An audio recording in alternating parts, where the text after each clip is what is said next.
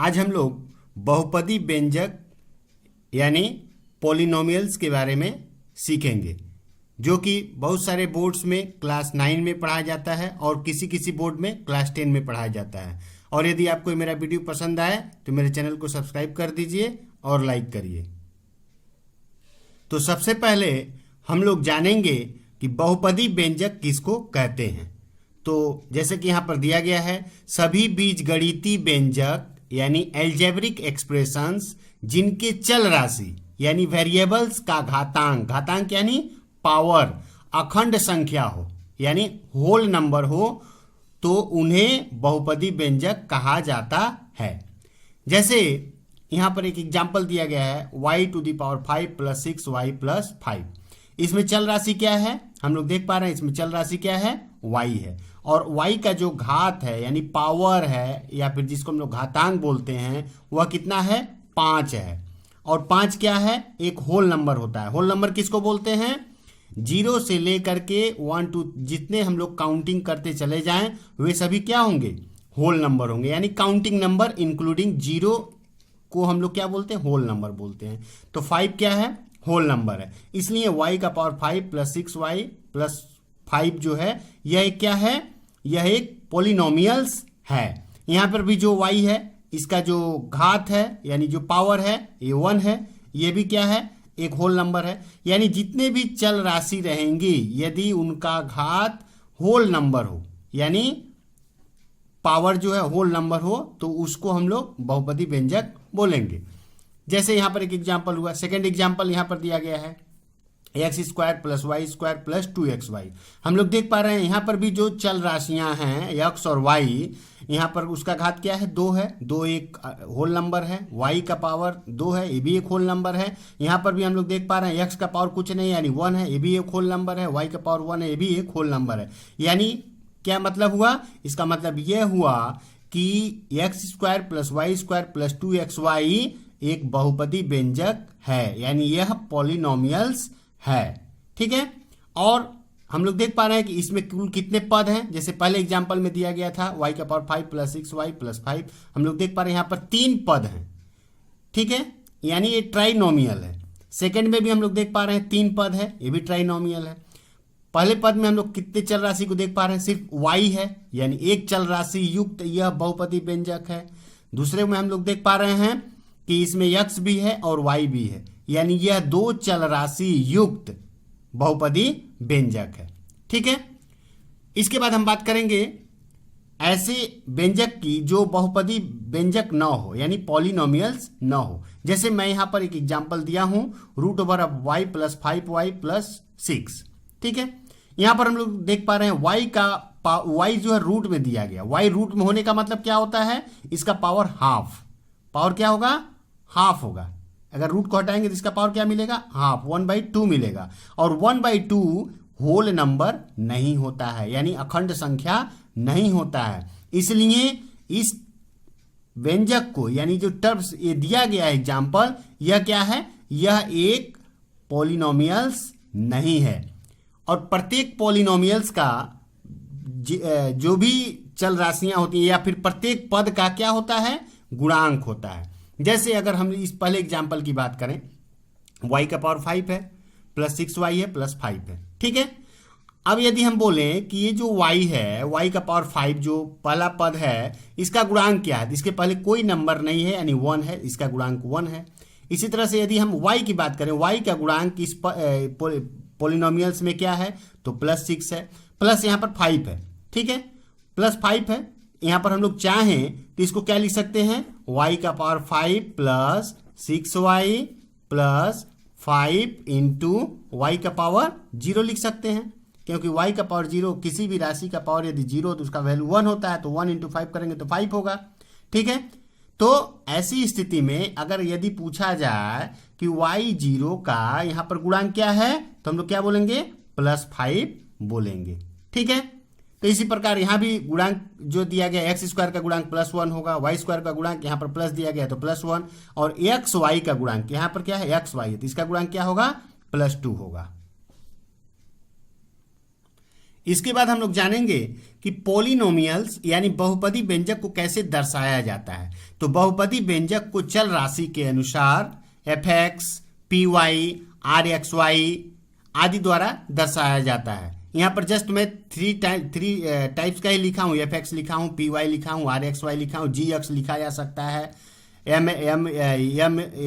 S U लिखा जा सकता है। ये डिपेंड करता है किसके ऊपर, कि उसमें कितनी चल राशियां ली गई हैं। तो जैसे पहला जो हम लोग लिखे fx, तो fx की जगह पर क्या लिखा गया है, fx इक्वल टू लिखा गया x का power 5 plus 3x square minus x plus 1।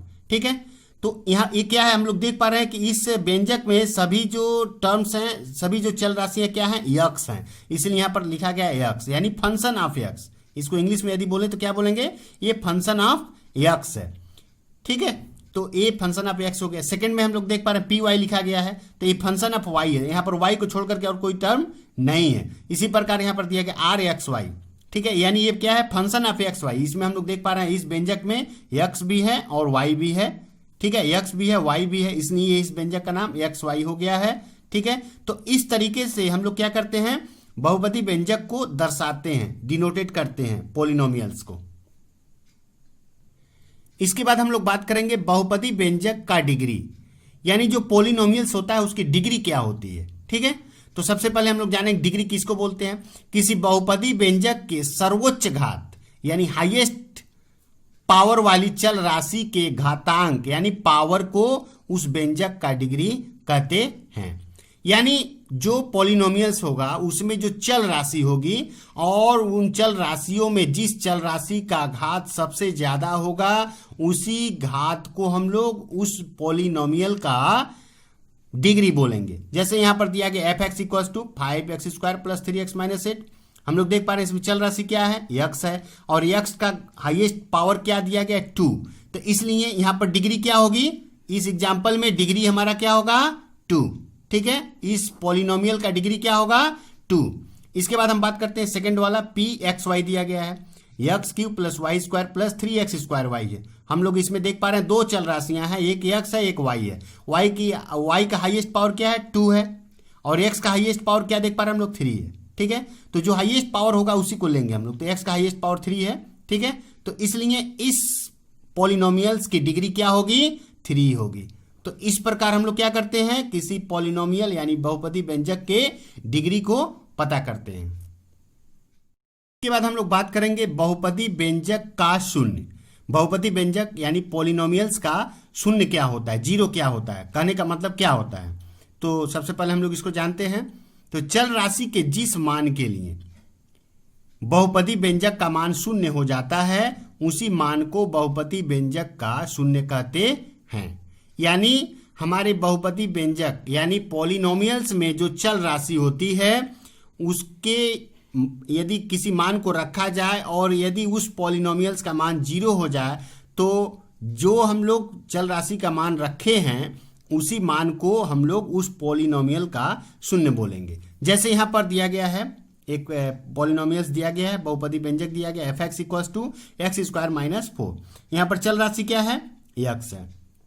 तो x का क्या मान रखेंगे जिसके कारण ये जो बहुपदी व्यंजक दिया गया है इसका मान 0 हो जाएगा। तो हम लोग सीधे देख पा रहे हैं, यदि x की जगह पर हम लोग 2 रखें तो 2 का स्क्वायर करेंगे तो क्या होगा, 2 का स्क्वायर करेंगे -4।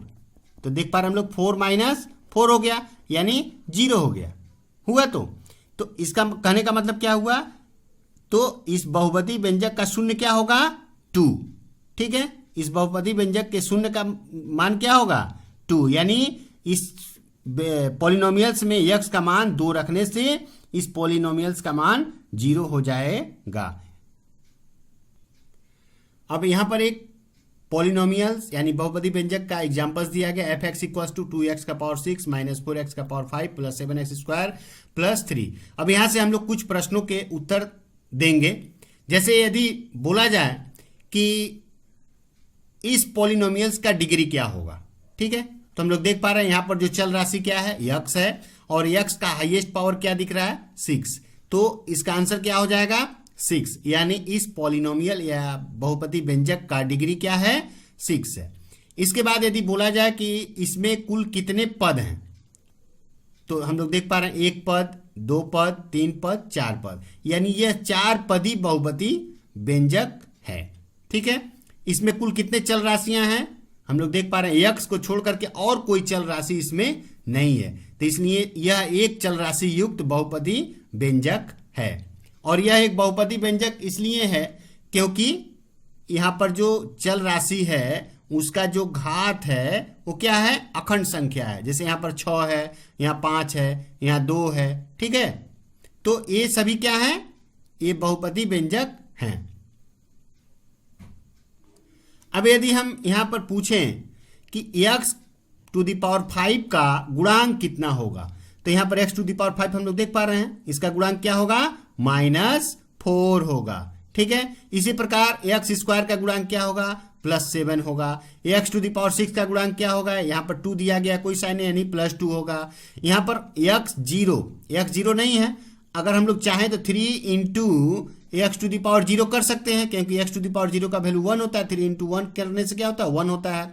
तो यहाँ पर एक्स 0 का गुणांक क्या है, +3 है। तो इस प्रकार हम लोग क्या करते हैं, किसी पॉलिनोमियल्स के पद का हम लोग क्या पता करते हैं, गुणांक को पता करते हैं। अब यहां पर इस एग्जांपल्स को हम लोग देखते हैं। f(x) = x to the power -2 plus 2x का पावर -1 प्लस 4 दिया गया है। तो सबसे पहले ये हम लोग पता करें कि क्या यह पॉलिनोमियल है या बहुपदी व्यंजक है। तो हम लोग यहाँ पर देख पा रहे हैं जो चल राशि है उसका घात क्या दिया, वो -2 दिया हुआ है, यहाँ पर -1 दिया गया है। तो -2 और -1 ये दोनों ही क्या है, अखंड संख्या नहीं है, क्योंकि अखंड संख्या क्या होता है, 0 से लेकर के 1 2 3 काउंटिंग नंबर जो होते हैं इंक्लूडिंग 0, उसी को हम लोग अखंड संख्या होल नंबर्स बोलते हैं, और ये होल नंबर नहीं, इसलिए ये क्या है, यह पॉलिनोमियल नहीं है।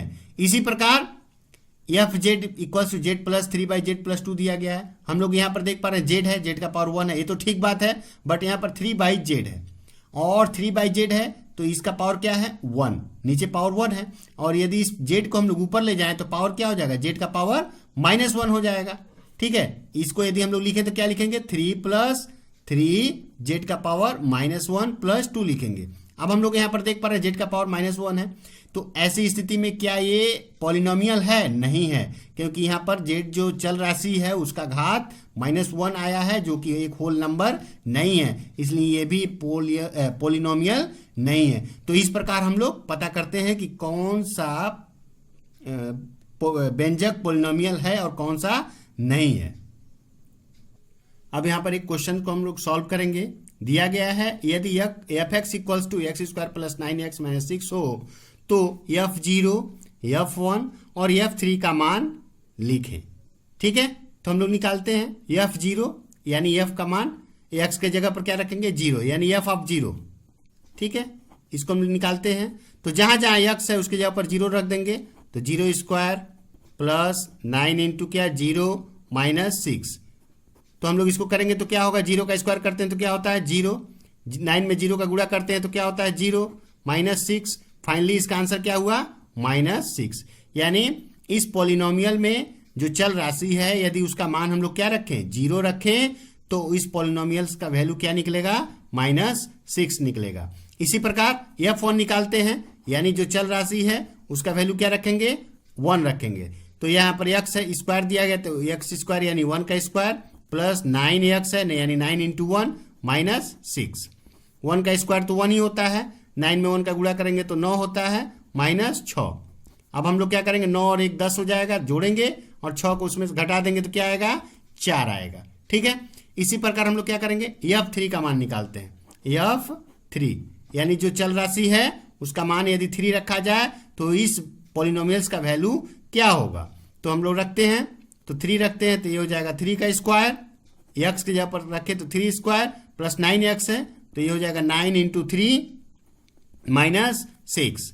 ठीक है, तो 3 का स्क्वायर करेंगे तो क्या होगा, 9, और 9 में 3 का गुणा करेंगे तो 27 -6। अब हम लोग देख पा रहे हैं 9 और 27 का दोनों का सेम साइन है, इसलिए जुटेगा तो 36, और यहाँ पर -6 है तो घटेगा तो कितना हो जाएगा, 30। तो ये हम लोग का क्या हुआ, आंसर हुआ। अब यहाँ पर एक और बहुत ही महत्वपूर्ण क्वेश्चन को हम लोग सॉल्व करेंगे। जैसे दिया गया F X equals to 7x plus 2 हो तो बहुपदी व्यंजक का शून्य निकालें। यानी यहाँ जो चल राशि है इसके किस मान को रखने से इस टर्म का वैल्यू जो पॉलिनोमियल का वैल्यू क्या होगा, 0 होगा। ठीक है, यानी इस टर्म को क्या करना पड़ेगा, 0 रखना पड़ेगा। तो इसको हम लोग क्या करेंगे, मान लेंगे 7x प्लस 2 इक्वल्स टू क्या, 0, क्योंकि इसको हमको 0 लाना है तो इसको हम लोग 0 लेट कर लिए, ये 0 हो गया। और अब क्या करेंगे, इसको सिंप्लीफाई करेंगे हम लोग, तो 7x इक्वल्स टू क्या हो जाएगा, 7x इक्वल्स टू हो जाएगा, 2 को इधर ले जाएंगे तो क्या हो जाएगा, -2 हो जाएगा। इसी प्रकार x इक्वल्स टू क्या हो जाएगा, 7 का इधर x के साथ गुणा इधर आएगा तो क्या हो जाएगा, ये -2/7 होगा। अब यदि x के मान को हम लोग क्या रखें, यहाँ पर -2/7 रखें तो क्या इसका टर्म 0 होगा कि नहीं होगा, होगा। 7 इंटू एक्स का वैल्यू -2/7, 7 से 7 कटा, जैसे हम रखते हैं यहाँ पर 7x प्लस 2 है, या x का वैल्यू हम क्या रखते हैं, -2/7 रखते हैं, तो 7 इंटू -2/7 प्लस 2। ठीक है, 7 से 7 कटेगा, -2 प्लस 2 घट के क्या हो जाएगा, 0, ये 0 हो रहा है। यानी इस बहुपदी व्यंजक का शून्य कितना हुआ, इस बहुपदी व्यंजक का शून्य, यानी हम लोग क्या कर सकते हैं, इसको हम लोग लिख सकते हैं कि इस बहुपदी व्यंजक का शून्य -2/7 है। इसलिए हम लोग क्या कर सकते हैं, इसलिए कह सकते हैं हम लोग -2/7 एफ एक्स का शून्य है, शून्य है। तो इस प्रकार हम लोग शून्य को, किसी बहुपदी व्यंजक यानी पॉलिनोमियल के शून्य को निकालते हैं।